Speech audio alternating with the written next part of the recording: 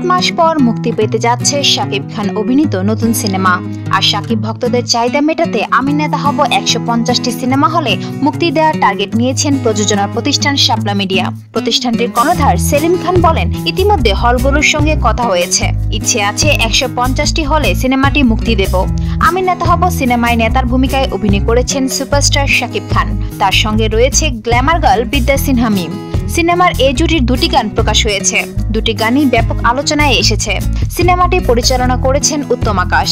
9 বছর আগে আমার প্রাণের প্রিয় ছবিতে শাকিবের সঙ্গে জুটি বেঁধে অভিনয় করেছিলেন মিম। ছবিটি ব্যাপক সাফল্য অর্জন করে এবং এর প্রায় সবগুলো গানই জনপ্রিয়তা লাভ করে। সেই ছবিতে তাদের রোমান্সও বেশ প্রশংসা কুড়িয়েছিল। আমি নেতা হব ছবিটি মুক্তি পাচ্ছে 16 ফেব্রুয়ারি। প্রযোজনা প্রতিষ্ঠান শাপলা মিডিয়ার কর্ণধার সেলিম খান ছবিটির মুক্তির বিষয়ে নিশ্চিত করেছেন।